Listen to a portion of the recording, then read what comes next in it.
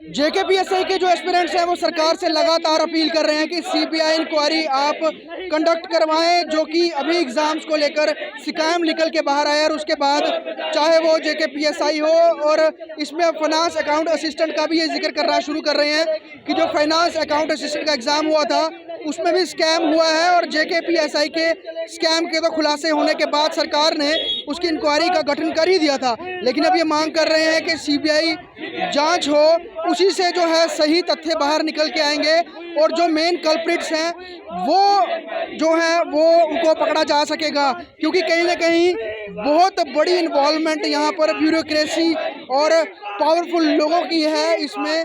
जेकेपीएसआई के जो पीएसआई के जो एग्जाम्स कंडक्ट हुए थे और इसको लेकर ये अब प्रदर्शन भी कर रहे हैं। आप मुझे बताइए अतुल जी, जेकेपीएसआई और फाइनेंस अकाउंट असिस्टेंट अलग अलग एग्जाम थे, लेकिन दोनों में स्कैम, एक की तो जांच चल रही है, अब क्या फाइनेंस अकाउंट असिस्टेंट के लिए भी? देखिए बिल्कुल, जब हमने इसको इन डेप्थ इंक्वायर किया, अपने फैक्ट्स जुटाना शुरू किए या कमेटीज़ ने जो देखा, जब हमने कमेटीज़ को एविडेंस दिए तो कहीं ना कहीं ये दोनों आपस में जो है इंटरलिंक्ड नज़र आ रहे हैं। इसलिए हम ये मांग कर रहे हैं कि फाइनेंस अकाउंट असिस्टेंट की भी इन डेप्थ इंक्वायरी होनी चाहिए। अगर उसमें कुछ वैसा हुआ है तो वो ज़रूर सामने आएगा। बड़े सारे मेरिटोरियस जो छात्र हैं वो ये कह रहे हैं कि नहीं क्वैश करो, आप उन्हीं को, अगर आपको लगता है कोई निकल के आते हैं उनको पकड़िए, बाकियों का तो करियर बर्बाद मत कीजिए। हाँ, देखिए ये सभी के सभी मेरिटोरियस है, क्योंकि अभी फिजिकल भी बाकी था, अभी डॉक्यूमेंट वेरिफिकेशन भी बाकी थी, तो हम नहीं कहते कि वो लोग मेरिटोरियस है, ये नहीं है, सभी के सभी मेरिटोरियस अभी तक। दूसरी बात, कुछ एक इश्यूज़ पे हम उनके साथ हैं। एक बात जो वो कहते हैं कि यूपी एग्ज़ाम की तरह बच्चों को बाहर निकालिए, स्क्रैप ना कीजिए। मैं उनको ये साफ करना चाहता हूँ कि यूपी एग्ज़ाम जो है वो एक ऑनलाइन मोड पे एग्ज़ाम लिया गया, उसमें प्रॉक्टरिंग सॉफ्टवेयर होता है और वो फाइनल स्टेज पे पहुँच चुकी थी डॉक्यूमेंट वेरिफिकेशन पे, वहाँ पे निकालना आसान था। ये OMR बेसिस था, इसमें व्हाट्सएप के जरिए या किसी मोड से कैसे कैसे हर एक डिस्ट्रिक्ट में पेपर लगभग पहुंचा हुआ था, ठीक है। तो एक इंटेंसिटी बहुत ज़्यादा थी। दूसरा, इसमें सेग्रीगेशन का मेथड नहीं है, क्योंकि 97,000 बच्चे की कॉल डिटेल, लोकेशन, ये सब तो चेक करने में सालों लग जाएंगे। तो एक तरफ हम चाहते हैं कि जल्दी से जल्दी जो रैकेट में अभी तक नाम सामने आए हैं उनको गिरफ्तार किया जाए, सीबीआई इंक्वायरी बिठाई जाए और FIR तो कम से कम अभी तक लॉन्च हो जानी चाहिए थी।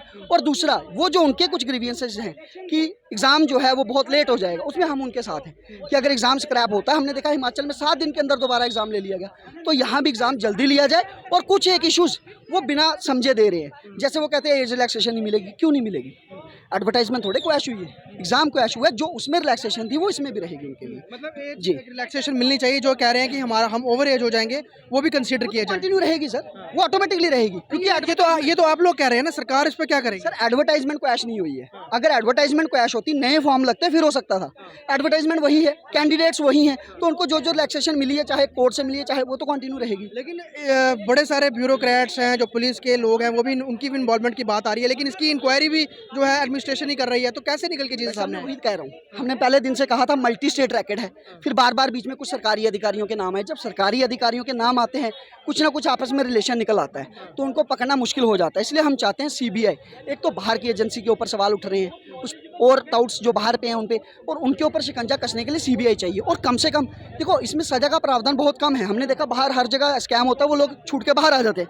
हम ये मांग करते हैं कि एग्जाम्पलरी, LG साहब ने इनिशिएटिव इंक्वायरी में लिया, LG साहब एक और इनिशिएटिव ले, एक ऐसी सजा इन लोगों को दे ताकि पूरे हिंदुस्तान के लिए एक मिसाल कायम हो कि आगे से कोई कुछ ऐसा करने से पहले 10 बार सोचे। कुछ और लोगों से भी बात करते हैं, यहाँ प्रदर्शन करने के लिए आए हैं। तो ये बहुत बड़ा घोटाला इस समय सामने निकल के आया है। सर क्या नाम है आपका? पवन सिंह। पवन जी, मुझे ये बताइए, सीबीआई इंक्वायरी की मांग बड़े देर से कर रहे हैं, सरकार भी इंक्वायरी कर रही है, लेकिन इतना लंबा वक्त बीत गया, ना उसकी कोई रिपोर्ट आई है और ना ही सीबीआई को ये इंक्वायरी जो है वो ट्रांसफ़र की गई है। देखिए, हमें लग रहा है कहीं ना कहीं जो कल्प्रिट्स हैं, जिन्होंने ये गोरख धंधा किया, उनको छुपाने की कोशिश की है।